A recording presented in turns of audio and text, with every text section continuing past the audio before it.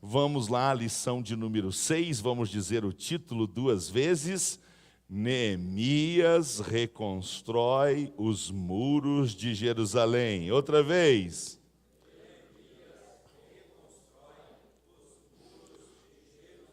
O nosso texto áureo está em Isaías capítulo 60, versículo 18, e diz assim: Nunca mais se ouvirá de violência na tua terra, de desolação ou destruição, nos teus termos, mas os teus muros chamarás salvação, e as tuas portas louvor. Esse é o nosso texto áureo, é com este texto que a gente vai encerrar a escola de hoje. A nossa verdade prática, mais uma vez, é uma verdade muito prática. Somente despertados podemos vencer qualquer obstáculo para realizarmos a obra de Deus. Por que somente despertados? Porque despertados nós temos os olhos espirituais abertos. E são os olhos espirituais abertos que nos dão condições de fazermos a obra de Deus, mesmo diante das dificuldades. A nossa leitura bíblica diz o seguinte: as palavras de Neemias, filho de Acalias, e sucedeu no mês de Quisleu, no ano 20º, estando eu em Suzã, a fortaleza, que veio Hanani, um de meus irmãos, e ele e alguns de Judá. E perguntei-lhes pelos judeus que escaparam e que restaram do cativeiro e acerca de Jerusalém. E disseram-me: os restantes que não foram levados para o cativeiro, lá na província, estão em grande miséria e desprezo. E o muro de Jerusalém fendido, e as suas portas queimadas a fogo. E sucedeu que, ouvindo essas palavras, assentei-me e chorei. E lamentei por alguns dias, e estive jejuando e orando perante o Deus dos céus. Capítulo 2, sucedeu, pois, no mês de Nisã, no 20º, do rei Artaxerxes, que estava posto vinho diante dele, e eu tomei o vinho e o dei ao rei. Porém, nunca antes estivera triste diante dele. E o rei me disse: por que está triste o teu rosto? Pois não estás doente? Não é isso senão tristeza do coração. Então temi muito, em grande maneira. E disse ao rei: viva o rei para sempre. Como não estaria triste o meu rosto, estando a cidade, o lugar do sepulcro dos meus pais, assolada, e tendo sido consumidas as suas portas a fogo? E o rei me disse: que me pedes agora? Então orei ao Deus dos céus e disse ao rei: se é do agrado do rei, se o teu servo é aceito em tua presença, peço-te que me envies a Judá, a cidade do sepulcro de meus pais, para que eu a edifique. Então o rei me disse, estando a rainha assentada junto a ele: quanto durará a tua viagem? E quando voltarás? E aprouve ao rei enviar-me, apontando-lhe um certo tempo. Disse mais o rei: se ao rei parece bem, deem-se-me cartas para os governadores da além do rio, para que me deem passagem até que eu chegue a Judá. Como também uma carta para Asaf, guarda do jardim do rei, para que me dê madeira para cobrir as portas do paço da casa, e para o muro da cidade, e para a casa que eu houver de entrar. E o rei mas deu, segundo a boa mão de Deus sobre mim. Então vim aos governadores da além do rio e dei-lhes as cartas do rei. E o rei tinha enviado comigo chefes do exército e cavaleiros, mais uma vez vamos dizer, Querido Pai, obrigado pela leitura da Tua Palavra. Agora que vamos explanar a Tua Palavra, abre a porta da Palavra, abre a porta da revelação e traz aquilo que Tu sempre traz através da Tua Palavra, ou seja, edificação, consolação e exortação. Pai, nós precisamos da Tua voz e Te agradecemos porque Tu és Deus vivo. E Deus vivo fala com um povo vivo que Te serve com amor. Por isso, obrigado, nos ajuda. Amém. Muito obrigado, glória a Deus. Vamos estudar então a nossa lição, que tem 6 tópicos, 6 divisões. Não se preocupem, os tópicos não são extensos, né? Mas são 6 e nós precisamos estudá-los. Glória ao nome do Senhor por isto.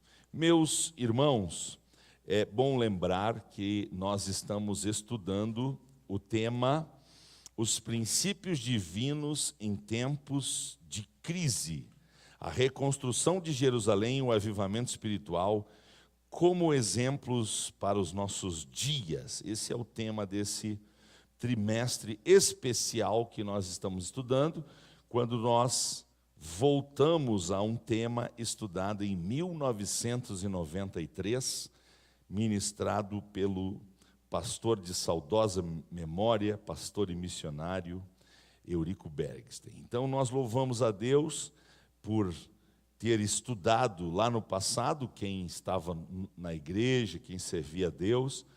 Eu participei desse trimestre, não lembrava das riquezas dos detalhes, mas lembrava do quanto esse trimestre em 93 foi importante para a minha vida espiritual e está sendo novamente, eu acredito que para você também.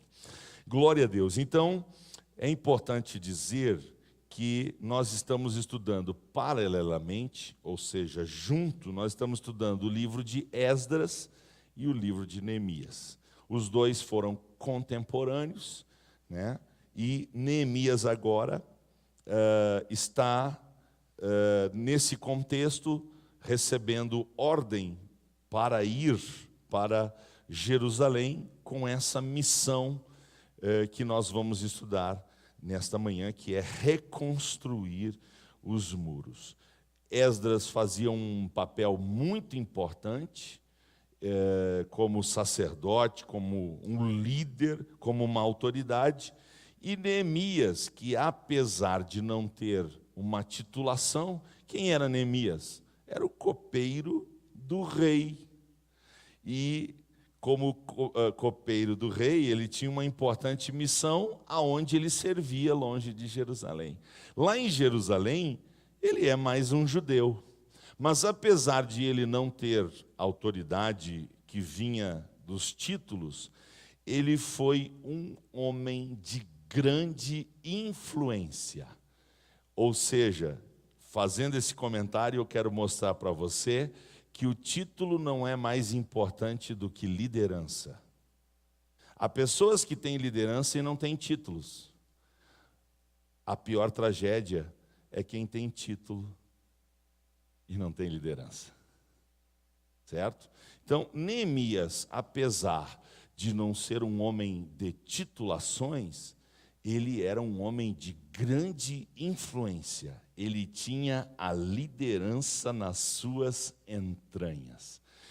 E a liderança, irmãos, ela é fundamentada num profundo, num grandioso amor a Deus.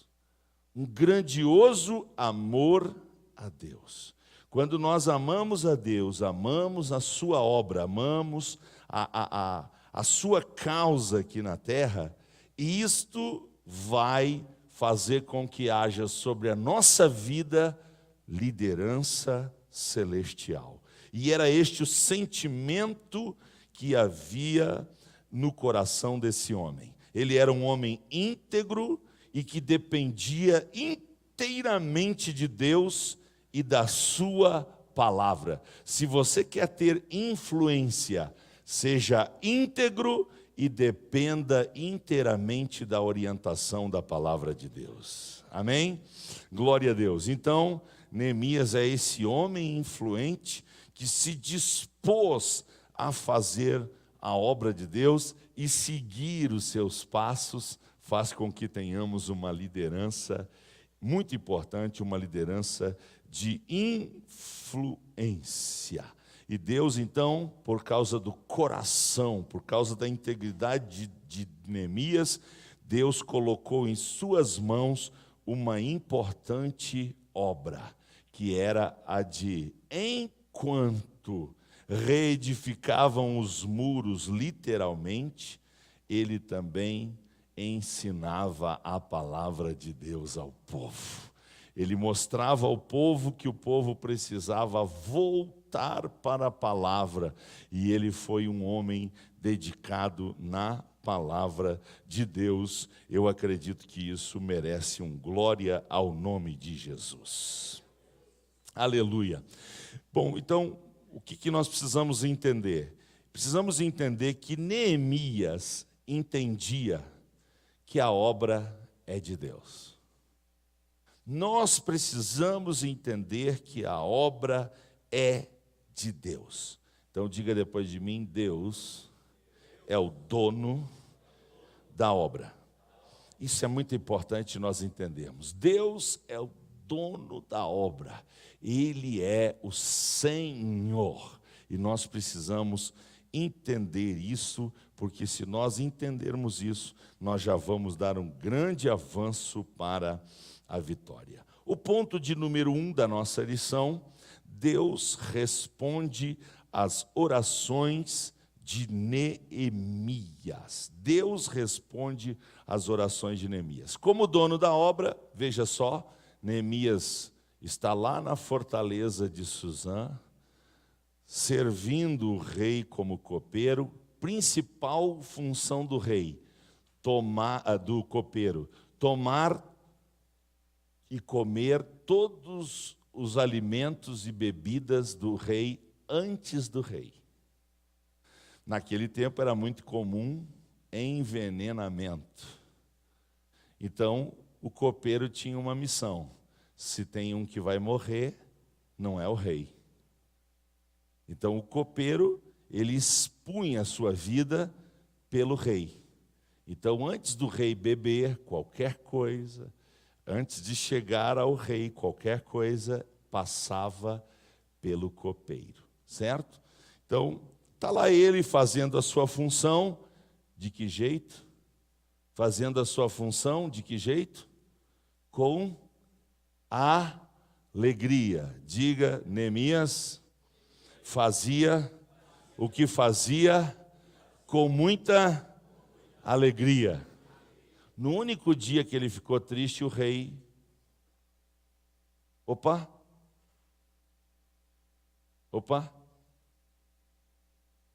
Pergunto eu, abrindo um parênteses: você revela mais alegria ou mais tristeza?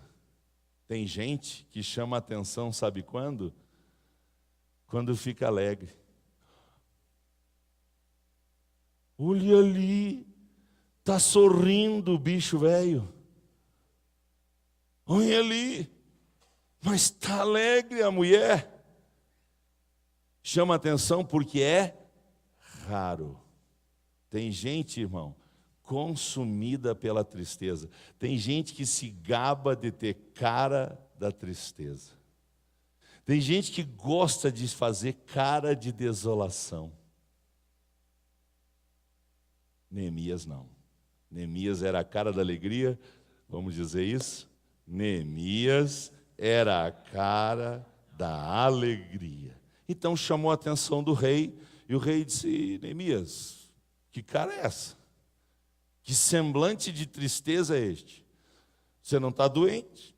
Isso aí é tristeza que vem do coração.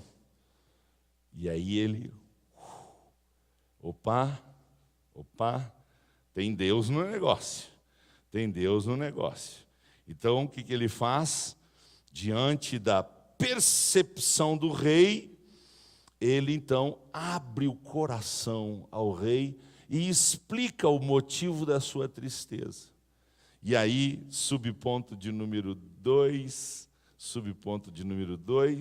porque no subponto número 1, um dos irmãos de Neemias é enviado por Deus até ele. O seu nome, Hanani. Hanani, seu irmão, conta como está a situação, e então isto é o motivo da angústia, da tristeza de Neemias. Mas atenção, no único dia ou no único momento de angústia que ele passou, o que ele fez? Diga depois de mim: orou e jejuou. Ei, como é que se vence tristeza? Quanto mais eu orar e mais eu jejuar, menos tristeza quem pegou, louva o Senhor. A constante tristeza dos corações revela que a pessoa não ora e não jejua. Você quer saber quem ora e quem jejua e quem lê Bíblia? Ora para a cara da pessoa. Porque a cara, o rosto, é o espelho da alma. A minha cara reflete o meu interior. E tem gente que quando a gente olha, a gente lembra do diabo. Tem gente que a gente olha para a cara da pessoa com a impressão de que a melhor coisa era não ter olhado. Porque, como eu disse antes, tem gente que se gaba de ser triste, que se gaba de ser desolado, tem aquela cara de... sempre assim. Que quando fica alegre, a gente... Então, Neemias era um homem muito feliz, mesmo tendo um trabalho bem complicadinho, né? Mas ele era um homem muito feliz, porque ele é um homem que andava na presença de Deus. E quando ele ficou triste, o que ele fez? Orou e jejuou, louvado seja o nome do Senhor. E esse período foi de 90 dias, mais ou menos, tá? Porque de dezembro a março, pode ter passado de 90 a 120 dias, dependendo do começo ou do fim de cada mês, tá bom? Então foi um tempo de oração e de jejum. E aí o que aconteceu? O dono da obra ouviu o clamor de Neemias e decidiu responder às orações de Neemias. Você pode glorificar a Deus por isso? Deus assume a responsabilidade da sua obra quando Ele vê que alguém está disposto a fazê-la. Aleluia! É tudo que Deus precisa, de gente disposta para trabalhar, de gente disposta para trabalhar. E a Bíblia diz: servi ao Senhor com alegria. O que a Bíblia diz? Servi ao Senhor com alegria. Então o que Deus fez? Deus despertou o rei a atender o desejo do coração de Neemias, subponto 4. Foi Deus que tocou isso. O texto é claro, o texto diz: tudo segundo a boa mão de Deus. Deus é verdadeiramente o Deus daquilo que é impossível aos homens. Deus gosta de fazer o que os homens não gostam de fazer. Deus gosta de fazer o que os homens não podem fazer. O que a gente pode, Ele nos capacita. O que a gente não pode, Ele entra com a sua mão do impossível, do milagre, e Ele faz. Glorificado seja o nome do Senhor. Então o que Neemias identificou? Que as boas mãos de Deus estavam se movendo. Por favor, feche os seus olhos. Por favor, levante sua mão direita e diga depois de mim: Deus, que as tuas boas mãos estejam sobre o nosso pastor. Toca na vida dele. E através dele, faz uma grande obra para a glória do teu santo e maravilhoso nome. Quem crê no que falou, glorifica o Senhor, por favor. Ou melhor, ponto de número 2 da nossa lição. Ponto de número 2, Neemias, então, com as cartas para os governadores, porque ele iria atravessar fronteiras. Ele iria atravessar alfândegas, né? Ele precisaria ter justificativa porque ele estava se movimentando. Era normal se entender que o copeiro era fugindo, porque a missão dele era uma missão suicida. Não era muita gente que queria ser copeiro de rei, certo? Então, ele precisava ter as cartas, e o rei deu, e também deu autorização para ele conquistar madeira e tudo que precisasse para erguer os muros. E aí agora nós vamos estudar algo que falta na vida de muitos crentes. O ponto 2 e o ponto 3 da nossa lição vai falar de coisas que falta na vida de muitos crentes. A minha tristeza é que falta na vida de muitos obreiros. Eu estou pensando sobre planejamento. Deus é um Deus de planejamento. Ninguém é mais organizado do que o nosso Deus. E não existe organização sem planejamento. Certo? Por falta de planejamento, muitos crentes estão vivendo mal. E muitos obreiros estão correndo como que numa esteira. Eles se mexem, eles suam bastante, mas a sensação que dá é que eles nunca saem do mesmo patamar. Nunca saem do mesmo nível. Por quê? Uma das razões, falta de planejamento. Então o que Neemias faz? Subponto número 1 do ponto 2, ele faz um levantamento da real situação dos muros. Antes de botar a mão na massa, ele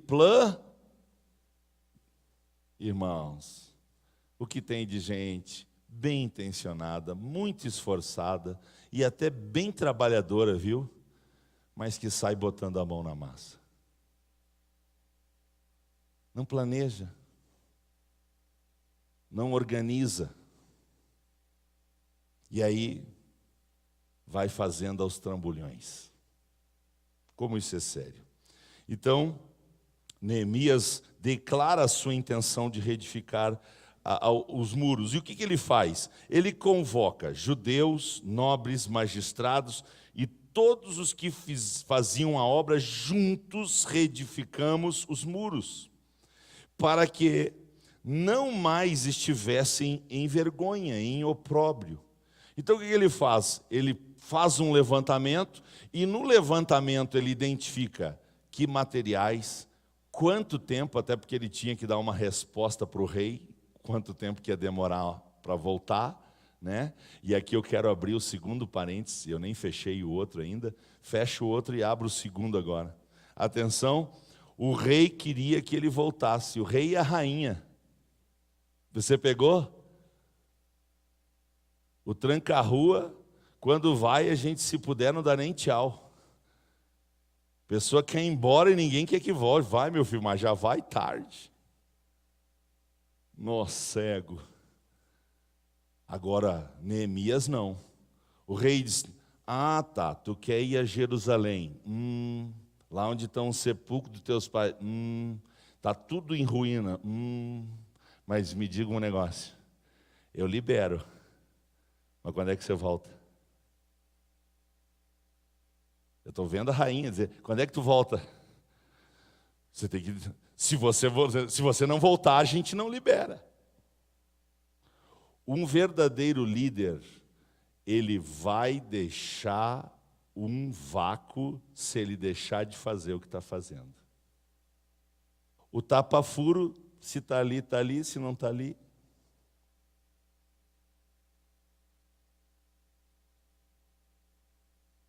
Quando você vai, as pessoas querem que você volte?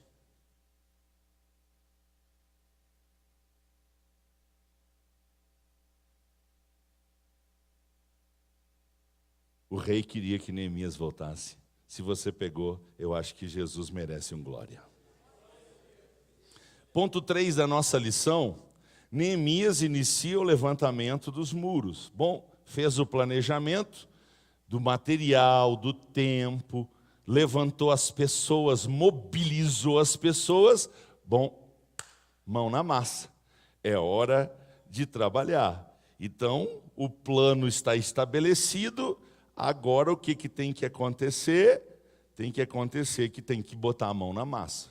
Tem muita gente que planeja bem, ponto final.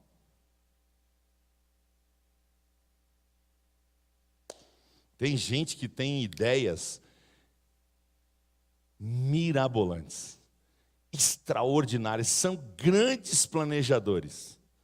Só que o problema é que não é vírgula, é ponto final. O bom é quando a gente planeja e executa. Ok? Deus está precisando de planejadores, sim ou não? Claro que sim. Deus é um planejador. Ele é muito organizado. Mas Deus está principalmente procurando gente que planeja e executa. E Neemias 4:6 é fantástico, né? E foi uma ação de Deus, que diz o texto: o coração do povo se inclinou a trabalhar. Vamos dizer isso? O coração do povo se inclinou a trabalhar. Aleluia, aleluia, aleluia. Coisa boa para um líder, irmãos, é ser cercado de gente que gosta de trabalhar. Certo? Alguém tem que planejar, mas todos têm que trabalhar. Isso, que bom ouvir um glória a Deus. Eu ouvi um glória a Deus até em casa agora. Escutei um glória a Deus em casa. Aleluia. Como é bom ver as pessoas pegando as coisas simples da vida, mas que fazem toda a diferença. Aleluia. A palavra de Deus é extraordinária. Então o que Neemias tinha? Ele tinha subponto 2 do ponto 3, ele tinha uma tática. Tática lembra o quê? Piquenique ou guerra? Ei, piquenique ou guerra? Então, pega aí a frase do fim de semana. Quando Jesus convidou você para a salvação, Ele não te convidou para entrar num cruzeiro. Ele te convidou para entrar num navio de guerra. Quando Jesus te convidou para a salvação, Ele não te convidou para entrar num cruzeiro. Ele te convidou para entrar num navio de guerra. Por que está assim de crente frustrado das igrejas? Por que está assim de crentes decepcionados, mimizentos nas igrejas? Porque eles foram enganados. Eles acharam que estavam entrando num cruzeiro. Quando eles se deram conta, eles estavam dentro do navio de guerra. Feliz é aquele que já entra no navio com a armadura de Deus. Para onde que você está indo? Para uma guerra naval.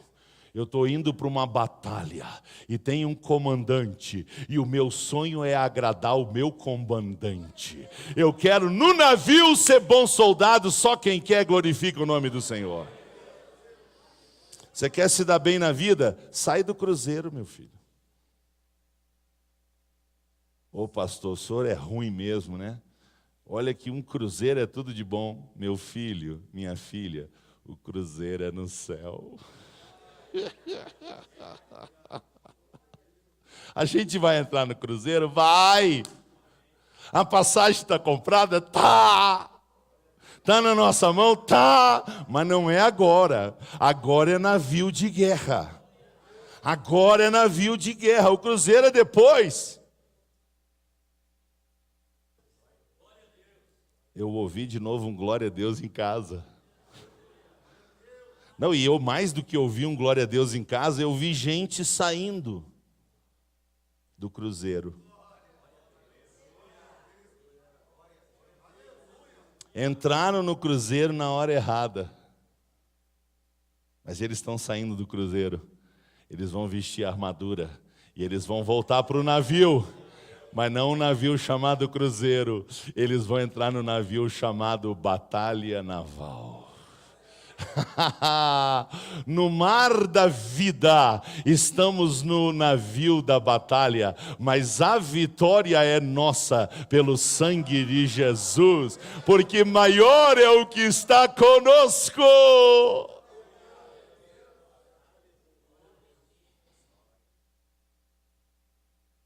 E eu não sei se vocês viram o que eu vi, acho que só eu vi, porque o Senhor mostrou só para mim. Eu vi eu dando um pulo. Eu vi eu dando um pulo do navio de guerra para o cruzeiro. Eu vi. Eu me vi pulando. Pô, me jogando. Rolei no navio lá no cruzeiro. E disse, valeu a pena. Valeu a pena. Valeu a pena cada domingo, cada segunda, cada terça, cada quarta, cada quinta, sexta, sábado, domingo, janeiro, fevereiro, março, abril, maio, junho, julho, agosto, setembro, outubro, novembro, dezembro, pandemia sem pandemia, batalha com batalha. Valeu a pena tudo por Jesus. Porque o cruzeiro chegou. Aleluia. Aleluia. Isso aqui eu só posso falar no Rio Grande do Sul. Se eu falar isso aqui em Minas Gerais, vai dar zebra. O pessoal que gosta de futebol pegou. Aleluia. Ó, a ficha está caindo. Eu sou do tempo da ficha cair, tá? Os mais jovens escutam a gente falando isso. A ficha caiu. Né? Glória a Deus. Tem uma brincadeira, quem é do tempo da ficha telefônica, cuidado, você faz parte do grupo de risco. Jesus é bom, né? Glória a Deus, glória a Deus, glória a Deus. Deixa eu dizer uma frase, eu estou procurando uma frase aqui da nossa lição. A frase diz assim: trabalhar para o Senhor enche o coração dos crentes de alegria. Deixa eu ver. Eu vou olhar. Deixa eu ver. Eu estou olhando para você aí em casa, viu? Estou olhando para você. É tanta tristeza, sabe por quê? Você não faz nada para Jesus. Aí vem depressão, tristeza, desânimo, mimimi. Experimenta trabalhar para Jesus, fião. Experimenta se colocar à disposição e dizer, Senhor, eis-me aqui. Envia-me a mim. De terça a sexta, das 8 ao meio-dia, estou ali na minha sala esperando gente para dizer, pastor, eu quero trabalhar para o meu Senhor. Eu quero trabalhar para o meu Senhor. O que eu posso fazer para Jesus, pastor? Sabe qual será a recompensa? Ele vai encher o teu coração de alegria. Glória a Deus. Aleluia. Quem está bem com Deus, ama trabalhar na obra do Senhor. Quem está saudável, viu? Quem não tem Covid-19 espiritual, ama trabalhar para o Senhor. Amém? Glória a Deus. Muito bem, mas no meio do trabalho tem problemas. Ponto de número 4 da nossa lição.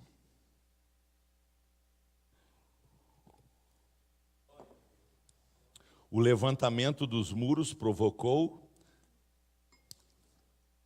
não foi oposição, viu? Provocou grande oposição. Iniciada a edificação dos muros, quem que apareceu? Sanbalate e Tobias, né? E ainda tem um tal de Gozém também. Que não aparece aqui, mas em outros textos o Gozém. É um trio parada dura.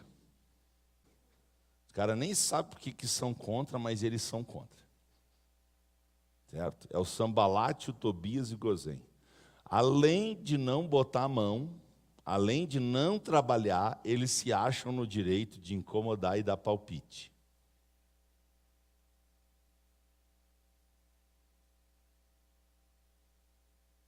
Você pode fechar seus olhos? Você pode levantar sua mão direita? Senhor, eu não quero virar palpiteiro. Eu quero ser um trabalhador na tua obra. De críticos e de palpiteiros, a obra já está cheia. O que faltam são trabalhadores. E eu não quero estar onde sobra. Eu quero estar onde falta. E eu entendo que a obra é grande, mas são poucos os trabalhadores. Deus conta comigo para fazer a obra. Eu não quero ser palpiteiro e crítico. Em nome de Jesus, eu te peço de todo o meu coração. Se você crê, diga graças a Deus.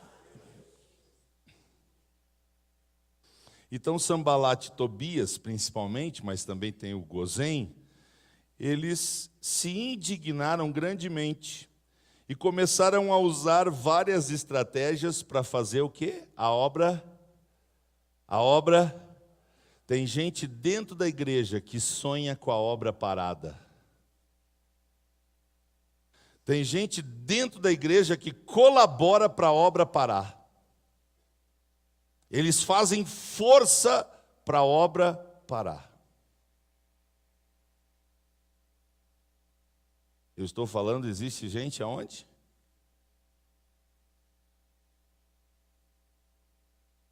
Dentro da igreja tem gente torcendo para a obra dar errado. Para a obra não ir avante. Dentro da igreja. E havia lá também, certo? Mas nós precisamos estar atentos e lembrar o tempo todo que a obra é de, e Deus sabe trabalhar com aqueles que se levantam contra a sua obra. Viu? Neemias não foi para o enfrentamento. Ele não foi para a bala, não foi para a faca, não foi para o soco, não foi para o bate-boca. Neemias ignorou Sambalat, Tobias e Gozém. Ignorou eles, nem disse para eles, mandou o recadista. Diga para eles que nós estamos fazendo uma grande obra, e é uma obra elevada, e eu não vou descer ao nível deles. Eu não posso descer ao nível deles. O Senhor me chamou para uma obra elevada. Ei, só quem foi transportado das regiões celestiais com Cristo dá glória a Deus.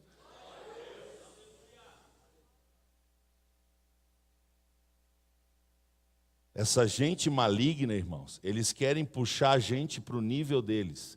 É o nível do mundo, é o nível da carne. E nós estamos num plano superior, num plano elevado, nós estamos num plano espiritual. Então a palavra de Neemias tem que estar na nossa boca. Estou fazendo uma grande obra para Deus, não posso descer.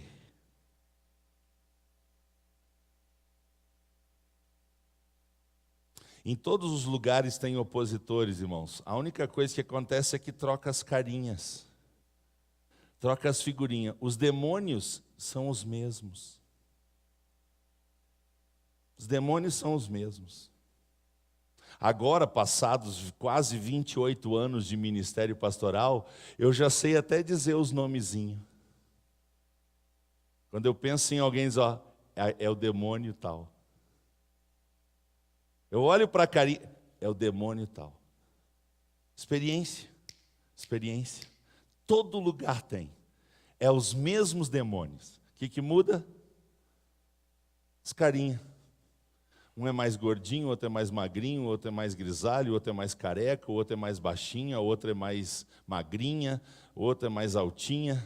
Muda as figurinhas, mas os demônios, os mesmos. Os mesmos. É tremendo. É por isso que a todo instante a gente tem que lembrar que a nossa luta não é contra e nem contra, senão você vai entrar no mundo deles e aí vai virar Kung Fu, Karatê, Entendeu? Não. Sempre haverá oposição. Você quer fazer a obra de Deus? Maravilha, precisa. Mas você precisa estar preparado para a oposição. Você precisa estar preparado para a pressão. Porque quem não quer fazer a obra de Deus vai vir contra você. Quando a coisa começa a aparecer, os muros começam a se levantar, pode crer que vem oposição por aí. Mas só tem uma palavra que define esse tópico para a gente ir para o último. Sabe qual é a palavra? A vitória é nossa, pelo sangue de Jesus. Vamos dizer?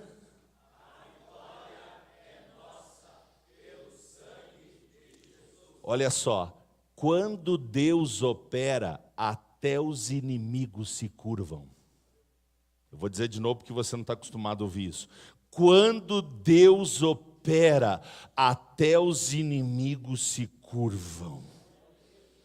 Então o que nós temos que buscar? Enfrentamento? Não, presença de Deus. Quanto mais a presença de Deus estiver sobre nós, quanto mais cheios do Espírito Santo nós formos, mais nós vamos ver os inimigos curvados diante de Deus. Amém?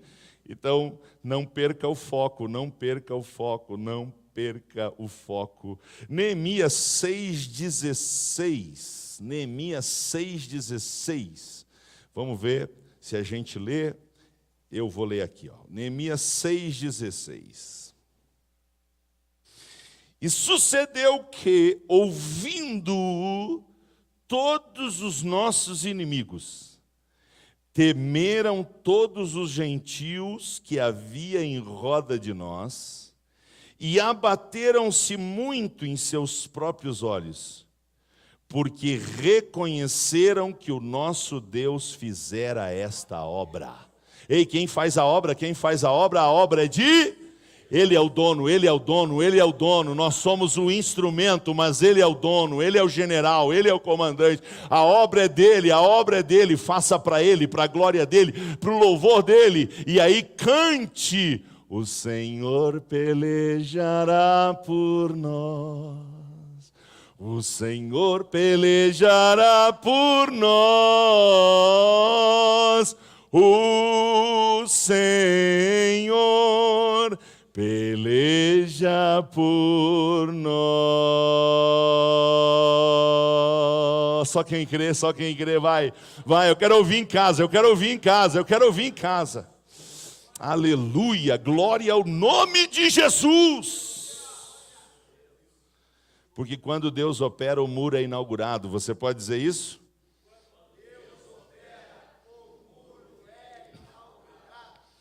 Outra lição, eu estou evitando alguns comentários porque elas serão feitas nas outras lições, mas outras lições vão deixar isso explicitamente claro.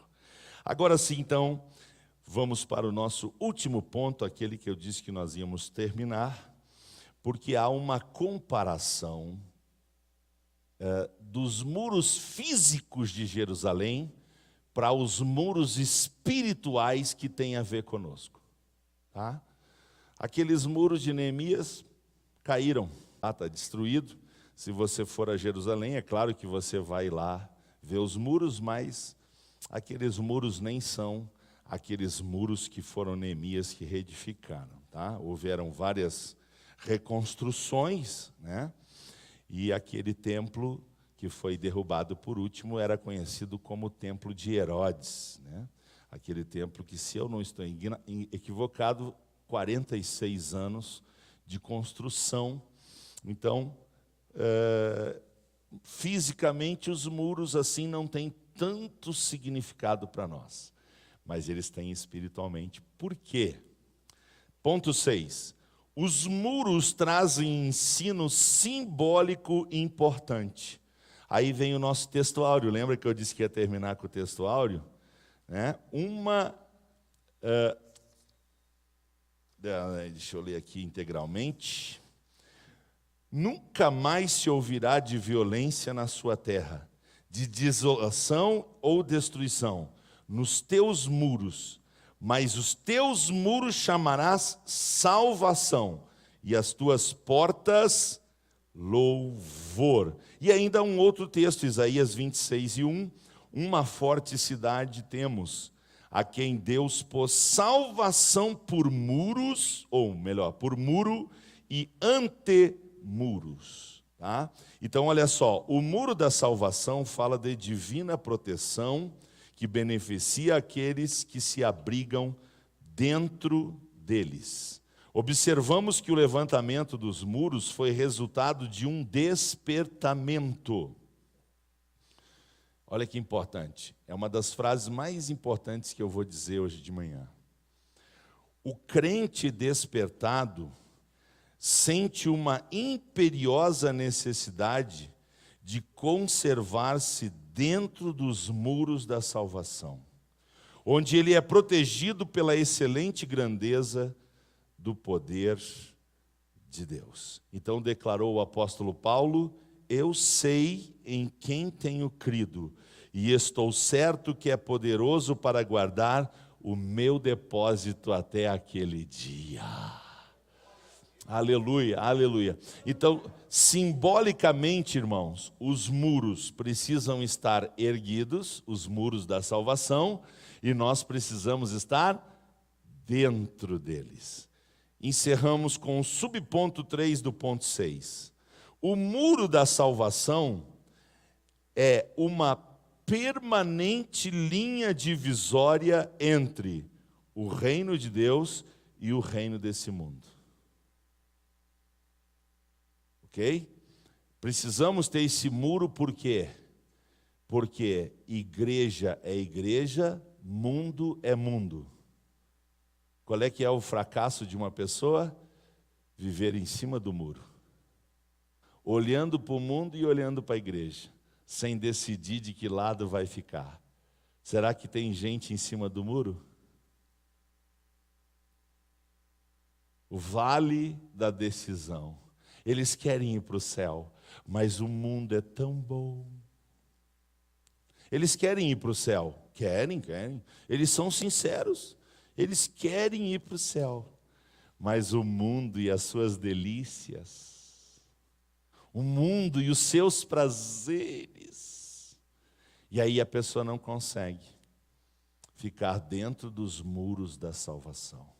Meu amigo, minha amiga, meu irmão, minha irmã que me ouve nessa manhã, isso vai ficar registrado em dezembro de 2020, em junho de 2021, sei lá, eu não sei, não sou senhor do tempo, mas quando esta palavra te alcançar, eu quero que você saiba que Jesus quer você dentro dos muros da salvação. É por isso que ele disse: eu sou a porta. Eu sou a porta. Se alguém entrar por mim, salvar-se-á. Jesus é a única porta que tem acesso ao muro da salvação. Você passa para dentro do muro da salvação e ali a missão é permanecer. Pastor Eurico comenta aqui, escreve no seu comentário que nós somos livres para sair dos muros da salvação e ir para o mundo. Nós somos livres, nós não somos robôs. Nós não somos marionetes de Deus. Deus fez a gente livre, tanto para ficar do lado de fora dos muros, quanto para ficar do lado de dentro. Agora, se você quer participar de um cruzeiro celestial, se você quer participar de uma festa celestial, se você quiser morar no céu com Jesus, você tem que ficar dentro dos muros da salvação. Porque muro fala de separação, fala de limite. Eu posso fazer tudo? Paulo diz que sim, mas nem tudo edifica. Nem tudo convém. Nem tudo traz coisas boas para a minha vida espiritual. Então eu preciso entender esses limites, e aí eu quero encerrar com essa ilustração. Eu preciso entender que Deus quer me fazer um jardim fechado. um jardim fechado. Jardim de Deus, mas fechado. Tem muro, tem cerca. Eu encerro dizendo que tudo que tem muro tem dono.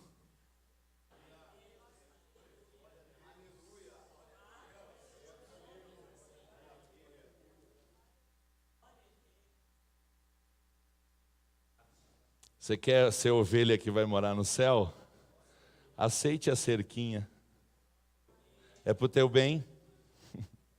Não tenta pular a cerca. Todo mundo que pulou a cerca se deu mal. E sabe qual é a terrível notícia?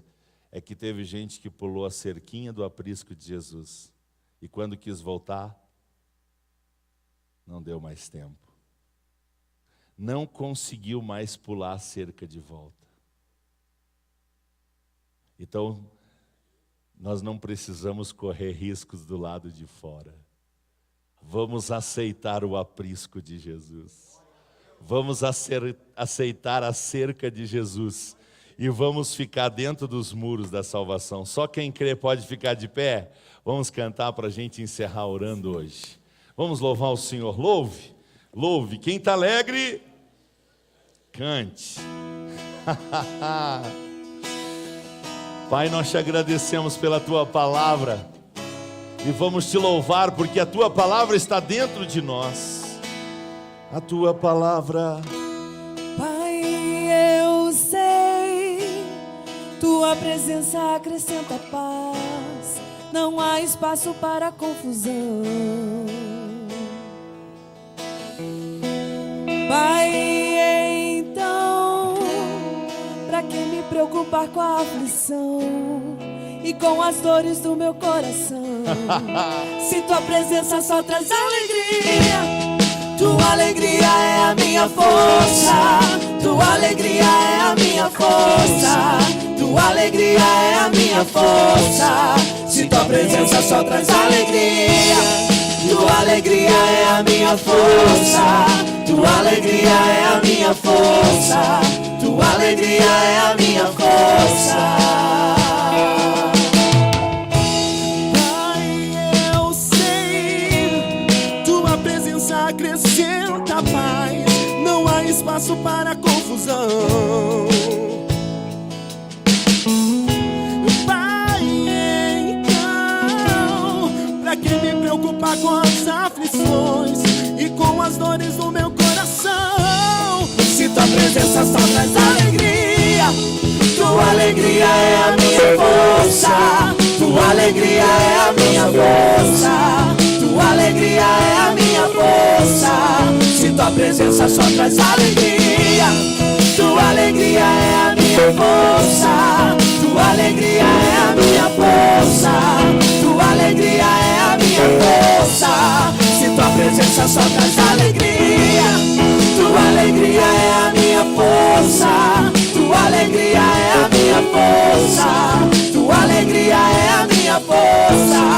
Se tua presença só traz alegria, tua alegria é a minha força, tua alegria é a minha força, tua alegria é a minha força. Aleluia. Declare santo. Santo, Declare santo.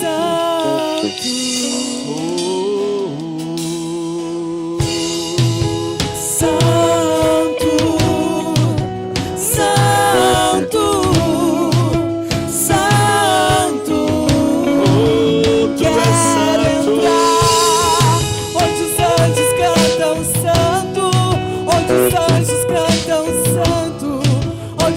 anjos cantam santo. Eu quero entrar onde os anjos cantam santo, onde os anjos cantam santo, onde os anjos cantam santo. Se tua presença só traz alegria, tua alegria é a minha força, tua alegria é a minha força, tua alegria é a minha força. Se tua presença só traz alegria, tua alegria é a minha força, tua alegria é a minha força,